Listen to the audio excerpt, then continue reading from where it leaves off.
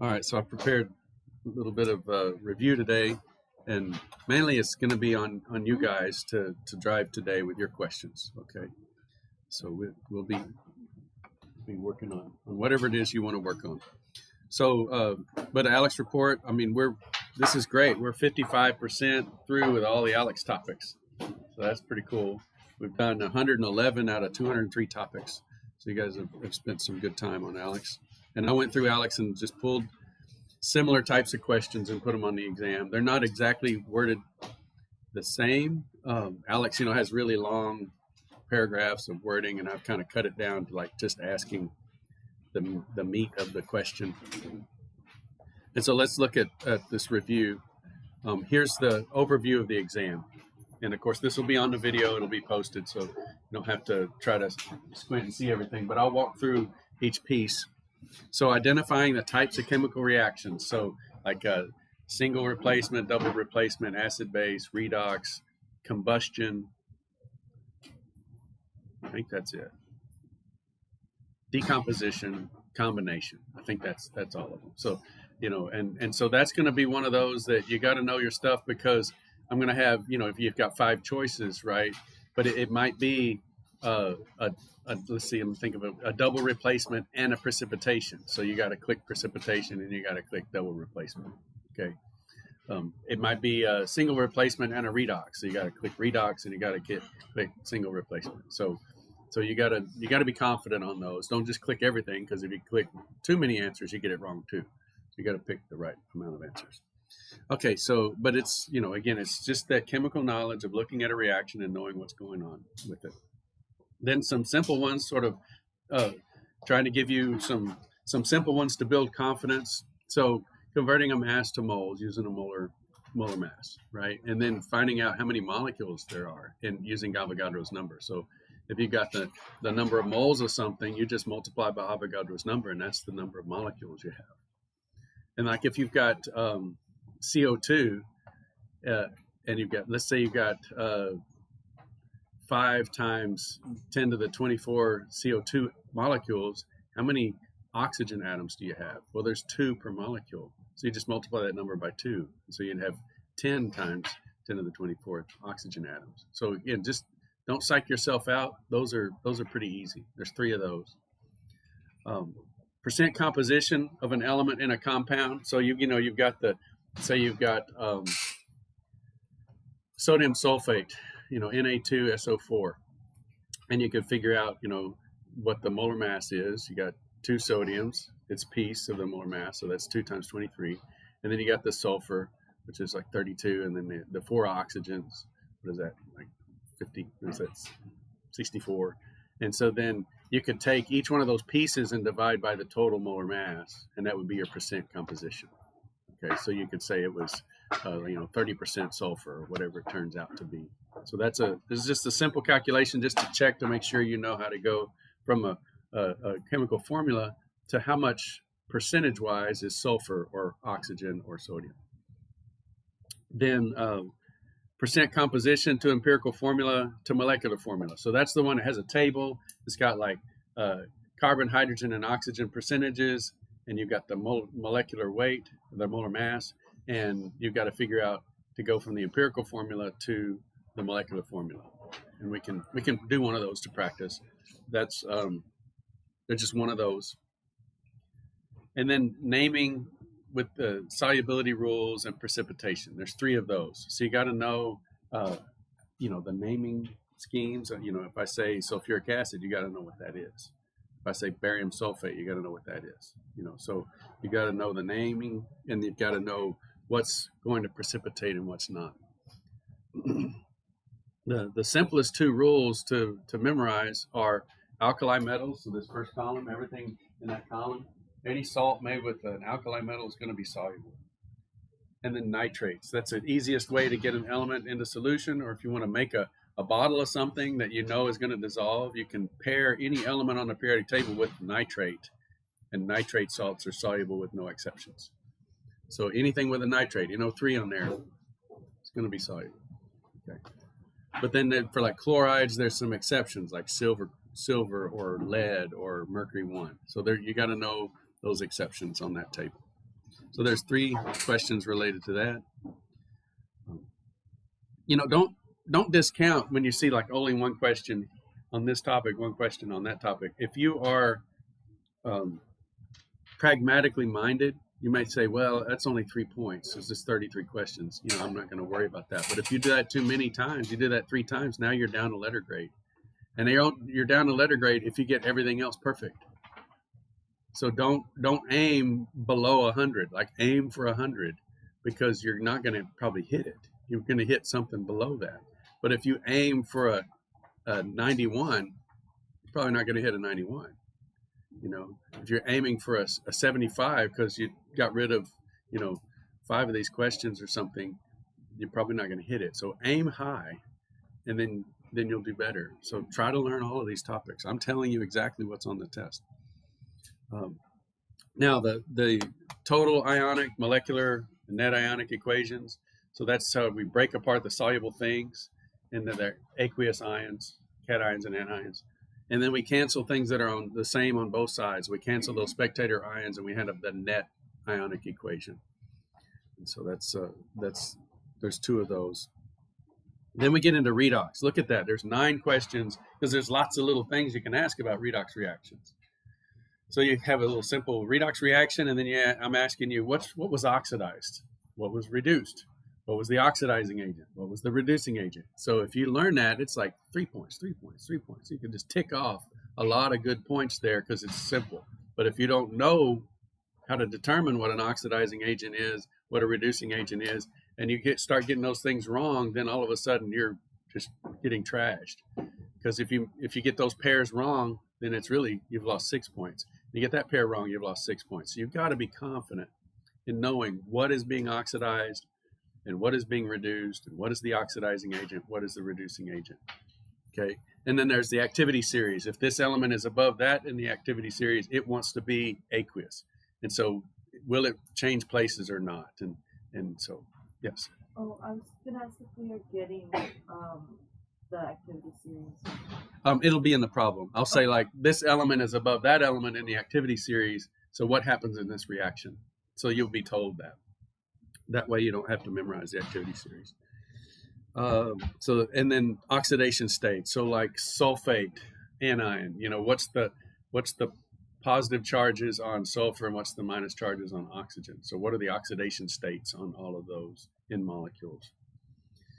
So that's part of the redox section. So that's why it's full 9 points. Balancing chemical reactions. So I've just got some random chemical reactions thrown in there and have you balance them. There's 3 of those, like a combustion reaction and some other kind of acid-base reaction. And then a simple problem with molarity. Here's a mass. It's dissolved in X amount of volume. Give me the molarity, so that people can get a few points on just knowing that. Like I'm trying to test the people that know a little bit and to test the people know a little bit more. And then I want to test the people that know like everything, right? I'm trying to figure out to gauge people's knowledge. And so I get really concerned if somebody does poorly on the test and they come and they miss a problem like that, which is probably one of the easiest problems on the test. You take a mass, find the molar mass, calculate the moles, put it in the liters, you got molarity, like 2 steps. So, that's telling me that student hasn't stayed up with the material, because we've had to do that so much in the stoichiometry section that that should be second nature. So I'm asking easy questions and a little more challenging questions. Then lastly, the last 5 questions would be a big table problem with percent yield. So it's a stoichiometry problem, titration. So you got, a base and an acid going to equivalence. So you calculate the molarity of one of those, and then we calculate the mass of the product, and then we calculate what the mass of the product would be if it was like 80% yield. But if you do it in the table, then you've got all of those numbers, and you can. But it's the same problem, but it's asked. There's 5 questions about it, right? So that way you don't have 5 of those types of problems. You've got 1 problem, but there's a problem with that. If you screw that big problem up, you probably going to get all 5 wrong. So that's a lot riding on that, but it's a big problem. So you get it right, you get 15 points. It'd be the same if I had a written exam where you had 15 points assigned to this, calculation, and you did it. The reason there's 5 questions on there, that's kind of like getting 5 levels of partial credit, right? You do the big table problem and you answer those 5 questions about it. Maybe you mess up the percent yield part, but you got the first 3 parts right, then you did get some partial credit. So that's the way that works. So that's the whole exam. And I'm sure that as you're thinking about all these different topics, that's raised some questions in your mind. So let's let you decide now what questions you want to ask. Yes. And I've got these things that you need to know, these cations, anions, and here's the solubility rules right here in this set of notes. So again, this is on the video, so you can go back here and just refresh when you study this. So there's the anions, cations, and then here's the solubility rules. Here's the anions that we need to know, and here's the cations we need to know. So if you know those, that's your vocabulary for chemistry. So let's go with your questions. Yeah, okay, I saw you move first. Is it the one about ALEKS where it gives you the chemical reactive and you look at it and you identify which one is oxidized and which one is produced? Yeah, but what I've done is I've given you the reaction. So you've got the reaction there. And I'll say, in this redox reaction that you see, which of the things is oxidized? And then there'll be, all 4 options or 5 options, whatever's in the reaction. And then the next problem is which of those in that same reaction is reduced, and then which is the oxidizing agent, which is the reducing agent. Yeah, so that's boom, boom, boom. If you know those things, that's, that right there is 12 points. That's good. Yeah. Yes. Can you go over titration again? Okay. It'll take up probably 10 to 15 minutes, which is about a third of the time we have left. Is there something in that problem? Let's try to narrow the question down. Is there something in there that trips you up?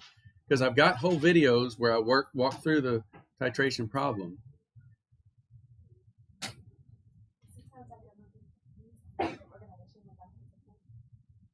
You get confused on which part?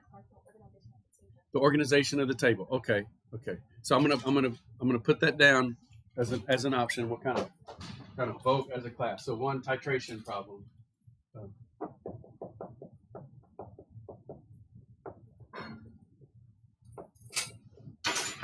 With the table. Okay, great. What's another question? Yes. Redox reaction, like knowing what is the oxidizing agent. And so just refreshing on the redox.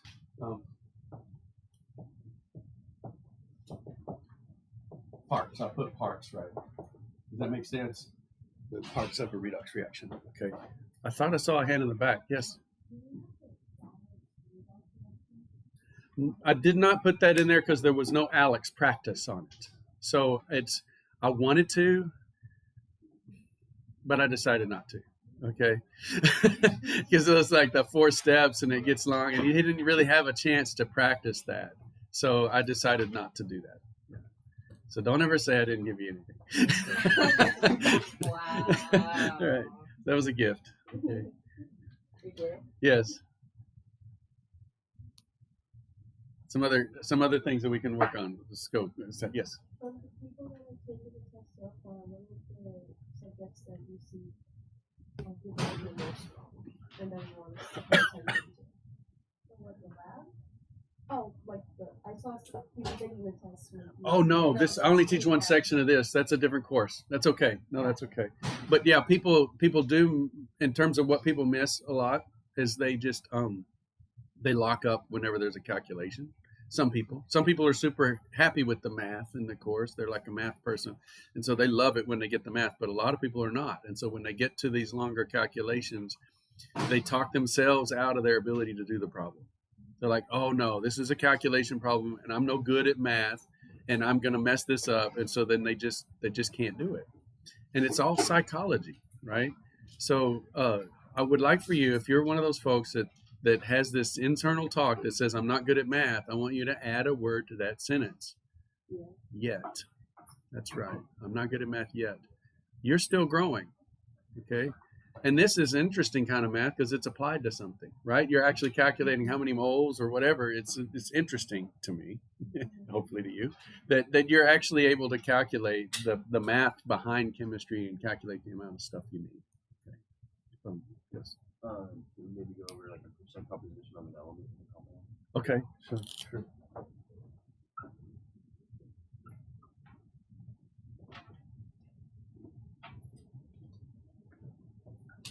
Okay. That one's fast. This one's fast-ish. This one's kind of slow, but we'll do it because we're coming up with. We've got 3 here. Let's do one more. Let me go back to this thing here. Okay.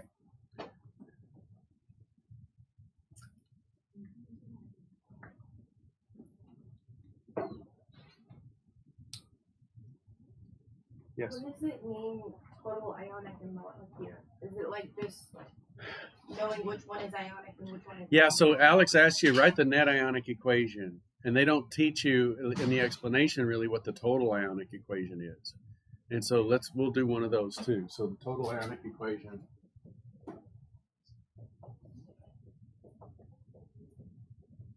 And that's kind of fast too.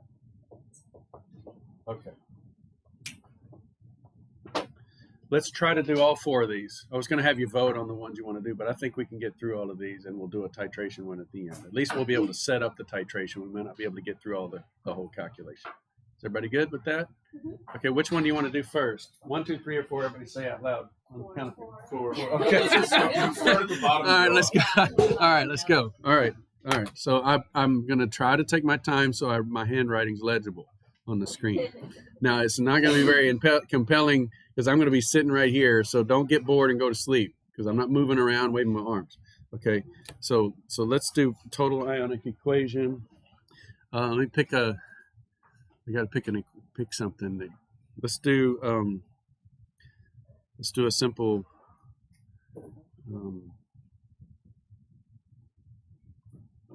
I've got to come up with a deal. So let's do barium nitrate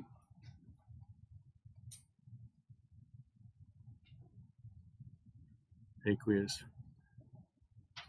plus sulfuric acid. No, let's do, sorry.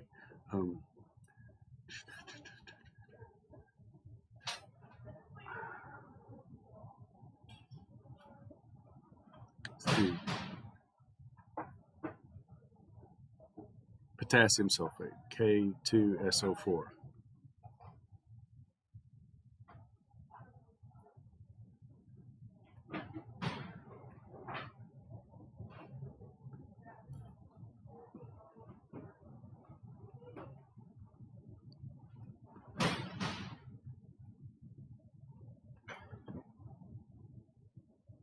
Okay, so there we are. There's our reaction, and I've left this parenthesis blank. What do I put there?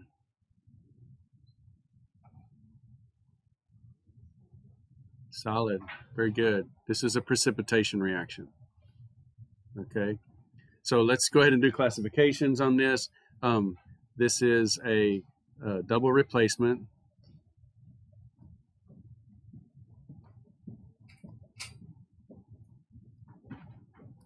And precipitation.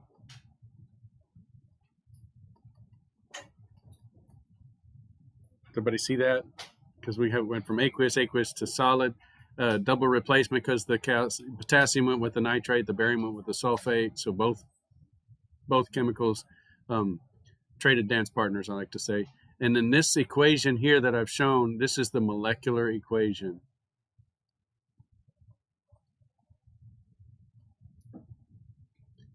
Because you don't see any ions, do you? Everything's written as if it's a molecule. So that's the molecular equation. So let's break everything that's aqueous up into its ions, and we'll have the total ionic equation. So the total ionic equation is next.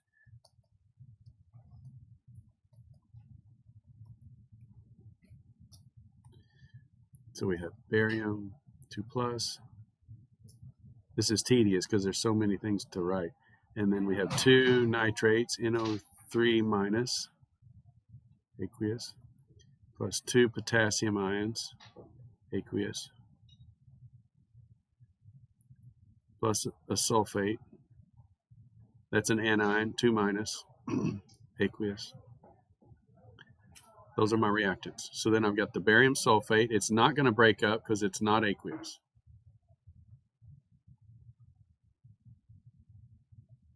Plus 2 potassium ions, plus 2 nitrate ions. I got it all in one line. I was hoping I could. The little victories, right? Okay, so there's my total ionic equation. And you can see that it's got all the ions. Anything that can be ionized in water is ionized in water. So we have all the anions and cations. Then we come through, see if I can change pen color. Okay, so then let's find our spectator ions. What doesn't change on the left and the right? Nitrate here is 2 nitrates on the left, 2 nitrates on the right. So it's just watching the reaction take place. It's a spectator. And then the potassium ions. Yeah. So those have not really participated in the reaction. Once they dissolved into solution, they stayed in solution the whole time. And so then the net ionic equation is so.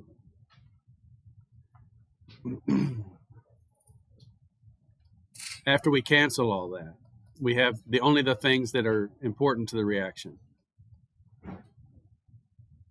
So we have barium 2+, aqueous,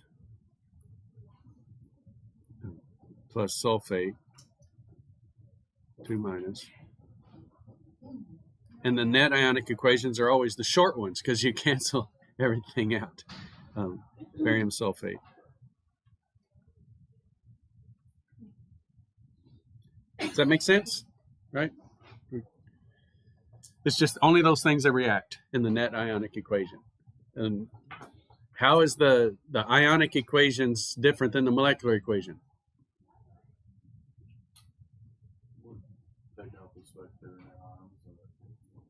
So the molecular equation, how is it different than the ionic equations? Because the ionic equations are... Molecular, you're looking at the total molecule, whereas the ionic equation, you're looking at the different ions. Yeah. So see how the molecular equation has everything paired up. I would say that's what you pulled off the shelf, right? You pull barium nitrate off the shelf and potassium sulfate off the shelf. When you put them in solution, they break up now, and so the potassium and the nitrates are spectator ions from that point forward. So yeah. If you're looking at the total ionic equation, you don't actually know what everything came in paired with. You know, it's the molecular equation that tells you what everything was paired with when you started. But then the total ionic, you don't know really what went with what. Okay. I mean, you could probably figure it out, but so. Okay, so that's that one. Any more further questions on this? Okay, let's do percent composition in a formula.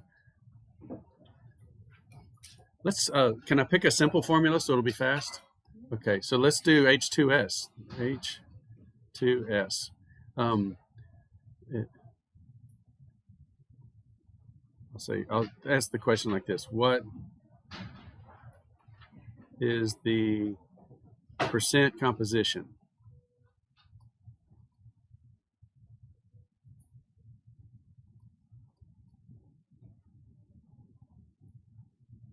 of H2S? Okay, so I always do this in the table format. I've got 2 H's, which is equal to 2.002. Yeah, it's going to be enough to do 2.0. Okay, let's just make it easy. Grams per mole. and 1 sulfur. That's 32. Is there a 0.1 on there? Can you see that over there? 0.06. Yeah, 0.1. So 32.1.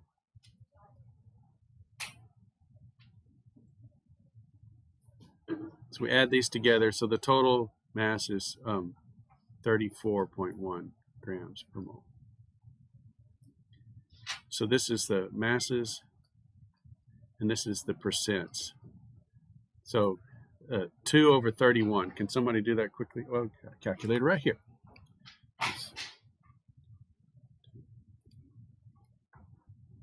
4. 6%. 5.8. We'll do 6%. Okay, and then 32 should be 1 minus that.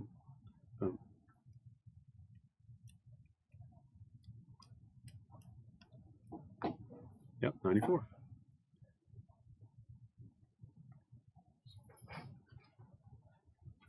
And it should add up to 100. So you know, that's the percent composition of hydrogen and sulfur in H2S. So if you had like a full one or like chemical equation. Yeah, you got to make sure you take into account all the types of atoms and their numbers. So like if you had SO4, you got to take oxygen, which is 16, and multiply that by 4. So that's 64, right? Yeah, 64. So then you take the part over the whole. So each element has its own part. You know, the 2 over 34. So let me just, since you didn't see my math, this number right here was 2.0 divided by 34.1. And that gives you the 6%. Okay. And this number right here was the 32.1 divided by 34.1. That cool? All right, that's percent composition. 3 points. Boom. Okay. So redox reactions. Let's do the parts of those. First, got to come up with one. Oh, yeah. So,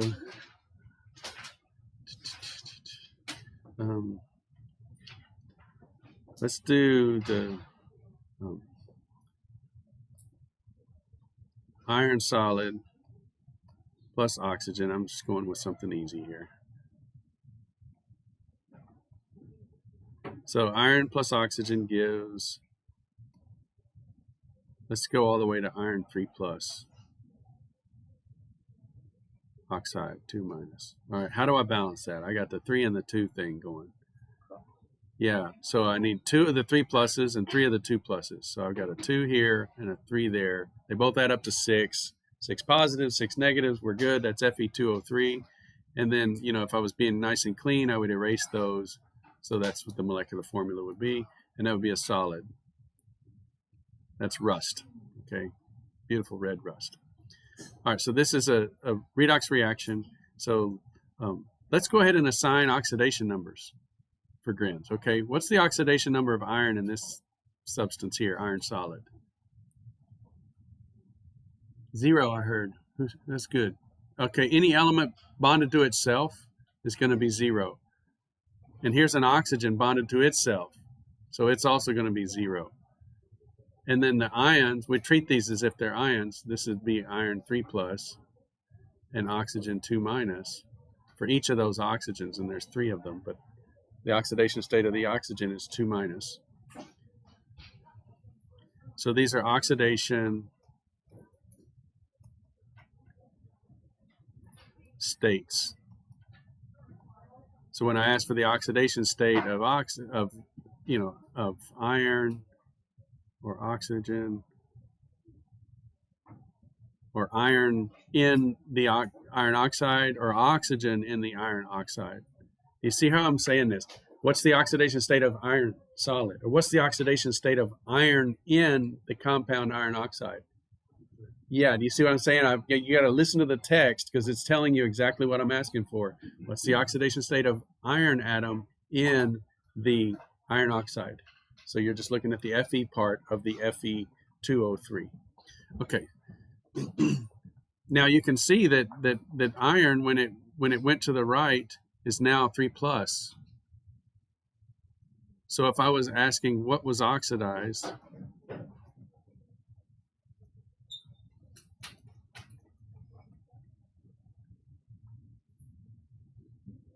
remember the oil rig?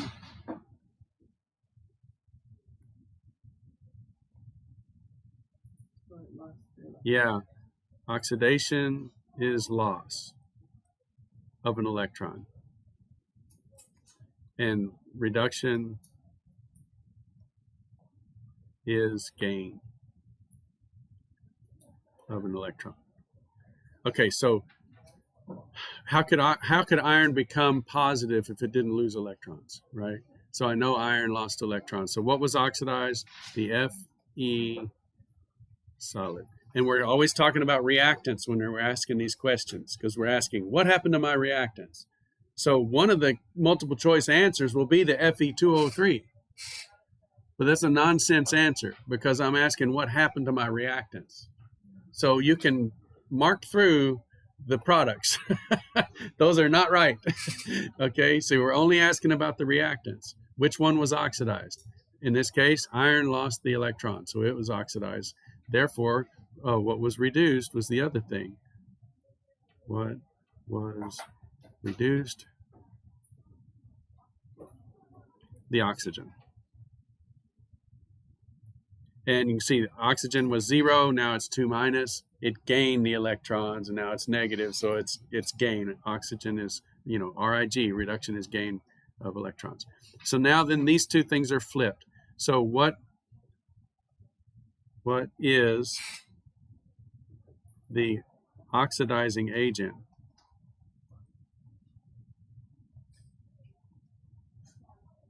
This is the thing that does the oxidizing. So if iron was oxidized, oxygen did it. So O2. Okay, and then the other pair is reversed. So what is the reducing agent? It's the iron.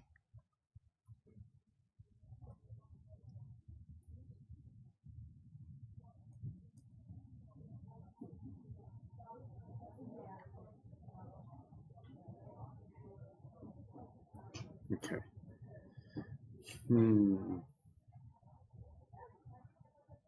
Oh, and we didn't balance this. Let's go ahead and balance it. That'll be practice too. Yeah, it was about any.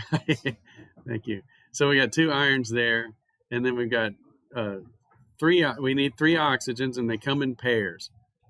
So I end up with that 3 halves thing, right? If I take the molecule and divide it into 2, I get individual oxygen atoms, and I need 3 of those atoms, and so I end up with 3 halves. But nature hates this, or we don't like this at least. And so we're going to multiply everything by 2. So I'm going to scratch through that and make it a 4 here. And I'm going to scratch out that little half, and I'm going to put a 2 here. Okay, so now we're balanced. So that's nice. Okay, I think that's it. I think I asked 4 or 5 questions on this, and these are the 4 or 5 questions I have on the redox thing. So easy points if you know it. Catastrophic if you're unsure and you get them reversed, because every one of those pairs is going to be reversed, and it's going to be wrong, and we don't want that. So yes. So if oxygen is present in the reactants, is that almost always going to be the oxidizing agent? Yeah, because that's where that word came from. So we mix something with oxygen, and it oxidizes things. And so that's why oxygen is so corrosive to everything we make. We make all kinds of parts, our tires on our cars and so on, and oxygen is constantly oxidizing those things. It's the oxidizing agent. Yeah. What about things like that are similar to oxygen, like sulfur? It will do a similar thing. And chlorine gas, right? Those chlorine gases, they want electrons to make chlorides. And so anything that wants electrons would be a good oxidizing agent. So that's sort of a handy chemical knowledge. The more you know about chemistry, the better you're going to be. And so those things that want electrons are good oxidizing agents. And that might be your foothold. Once you know that, then you can do the other pairs, and you can sort of solve the whole problem, kind of like Sudoku. It's like a 4-square Sudoku instead of 9. Okay. Okay, let's jump to the titration problem. Got some good time to do it too, so that's good. All right, so let's yeah, thank you.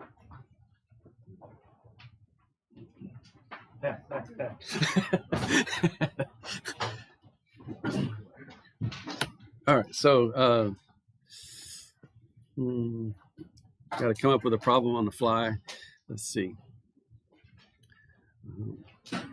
We never like to give just a regular old monoprotic acid problem because those are boring. You don't have any coefficients in front of them. So let's do something that's a double base. So let's pick magnesium hydroxide.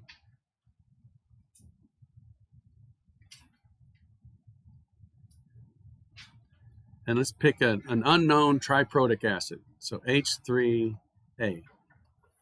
Right? So we don't know what A is, but it doesn't really matter because we're reacting with the protons. So, and that's going to produce the three protons are going to have three of those hydroxides. Okay, and so we're going to make water. And then magnesium, that's going to be 2+, and the A is 3-, right? Because it had to have three protons, and so we're going to have that 3,2 thing, Mg3A2, aqueous. Or heck, it could be solid, who knows? But all right, now we got to balance everything. We need 3 magnesiums because we got this 3 over here. So we've got a 3 in front of the magnesium. We need 2 A's, so we need a 2 over here. How many waters is this going to produce now? Huh? 12? Let's see. Well, follow the oxygens. We got 3 times 2 oxygens. So it's going to be 6. Yeah. So 6 waters. That's how you know. So look, you can find that hydroxide, and that'll tell you how many waters you're going to have. Because that hydroxide oxygen is going to be the oxygen in the water. So there's balancing our acid-base reaction. And we can't simplify it. Like sometimes you get crazy and you add too many coefficients, and then you can divide everything by the smallest common number. And this 3 keeps us from doing that. Okay, so let's do our let's make this well, it doesn't matter. So let's do initial chem units or lab units.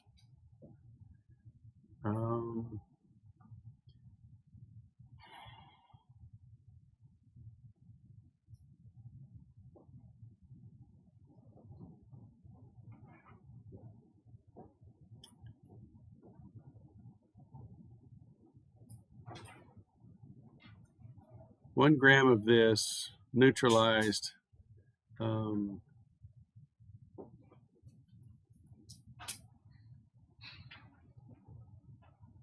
we can't do this with A because we don't know the molar mass. I got to make up a molar mass. Okay. It takes a while to make up problems, and here I'm doing it on the fly. So molar mass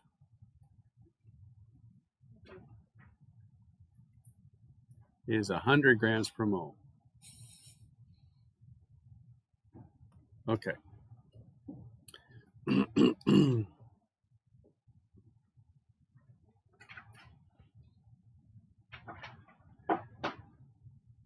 So 1 gram of our magnesium hydroxide neutralized 1 gram of our acid.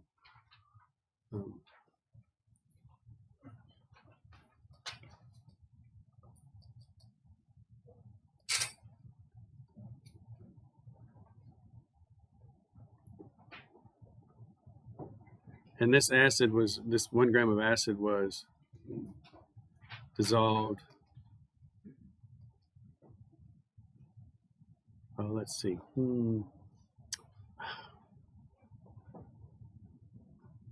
Actually, I'm not confident I'm going to be able to come up with a useful problem just out of my head. So let me go back to those titration problems because we're going to spend way too much time for me trying to come up with a molarity that's going to work and all of that. Okay. So let me bail and go grab a PowerPoint from the titration section, and we'll just go through, and maybe I can find a place where you would have a question. Does that sound good? All right, so let's do this.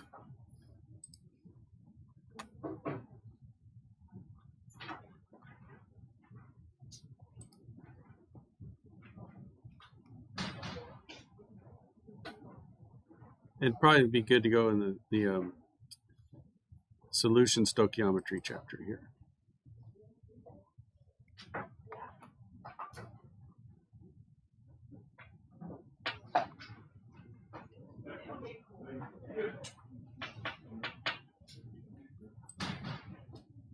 Yeah, here's the problem.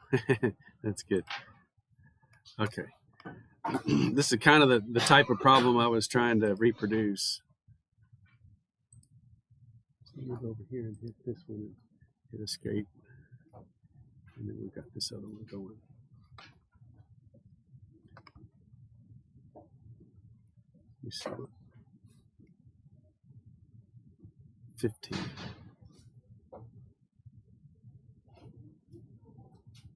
Where are you? It's asking. Yeah, keep that. Okay. Yeah, here we are.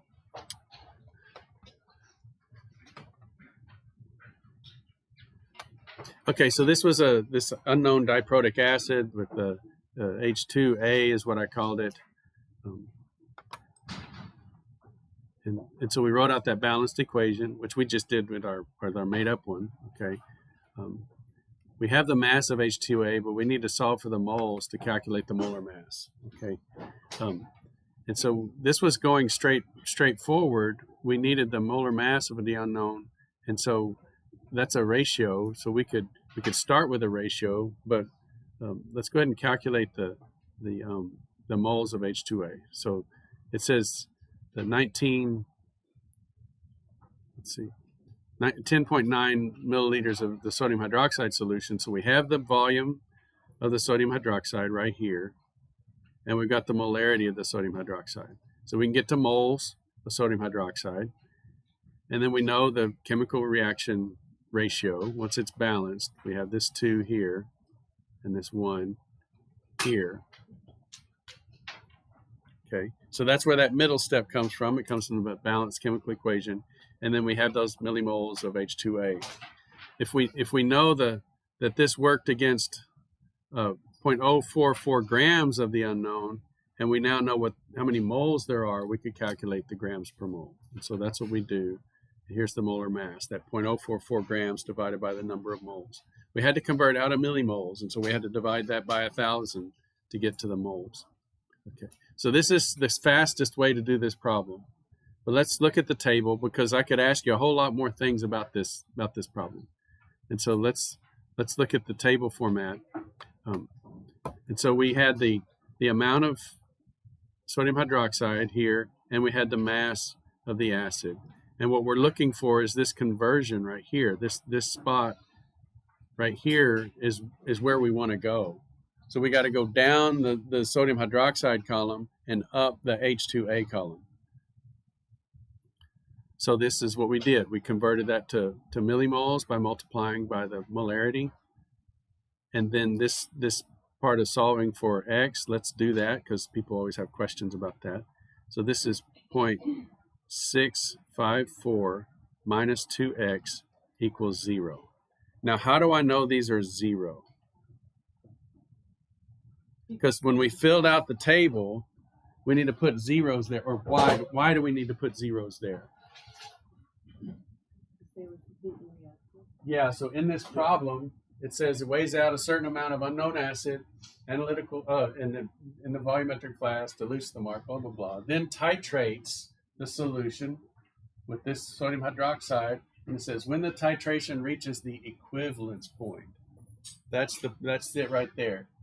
When it reaches the equivalence point, meaning the sodium hydroxide has reacted with all of the acid, and so they've both gone to 0 moles, and they're equivalent. And so then we use that to calculate what we have for the table, the X. So I'll move this 2X over on the other side. 0.654 equals 2X. And so then, therefore, X is 0.654 over 2. Okay. And so then X is 0.327. So then I know that this going up from 0 moles is 0.327 millimoles. And I've got 0.044 grams. I went ahead and made it 44 milligrams and divided by the millimoles and got the same answer I had before. So what, here's, again, we've done a quick table problem, and not just you, but anybody. Where do you get tripped up in kind of coming up with the squares? Like, where's the calculation that you stop at because you don't know what to do next? Yes. It's not a calculation, but just kind of what threw me off last time was understanding that in the initial lab units, it doesn't, it's just a lab unit. It doesn't matter if it's grams or milliliters. Okay. Yeah. Because I was like, why is there milliliters and grams on the same row? Yeah. On the same row. Yeah. But I get it now. Yeah. So it's just whatever the problem gives you. Whatever that is a lab unit. Yeah, it could be mass. This is the interesting thing. That's where a lot of the different chapters are in this course. Is early on everything was mass because you didn't know about volume and concentration. So we get to concentration. Now we can add milliliters because that's a glassware that we use. But you can't really use the volumetric glassware if you don't know how to calculate molarity. So now that you have a new skill of concentration, you have a new piece of lab equipment that you can use. Guess what? In the first chapter in Chem 2, you're going to get the ideal gas law. And that allows you to measure things with volumes of gases, pressures of gases. So then you can use pressure. So in the lab units, you might have a container that has a certain pressure, and you know the gas in there, and you can calculate how many moles there are from the pressure. So the lab unit gets another type of unit, partial pressure on the lab scale. But everything else is the same. You just have, instead of using this molarity term, let me just circle it here. Instead of, so, if it's mass, we use a molar mass, right? If it's volume of liquid, we use a concentration. If it's going to be like partial pressure, we would use the ideal gas law. So we have different conversions to get out of the lab unit section and into the chemistry units. And then once we're in the chemistry units, it's real easy. It's just reactants, combining, making products. And then we can go back down to the bottom part of the table and go back to whatever the problem wants. Does it want mass? Does it want milliliters? Does it want, in the future, partial pressures? So there shouldn't be anything scary when you get into these new units. Oh, and we're going to add next time heat. So as this reaction goes, it's going to produce energy or consume energy. And so we'll just add thermochemistry onto this and say, if 2 moles of this sodium hydroxide react, how many joules of heat come out of this reaction? And so that really connects it to our real world. This is how we generate voltages and powers out of batteries, and combustion, how we cook our food, generate our electricity. So we'll add energy to this equation, to this table, and it can just generate energy as we go. So it'll be another conversion factor for something we can measure, which is heat and energy. Okay, best of luck.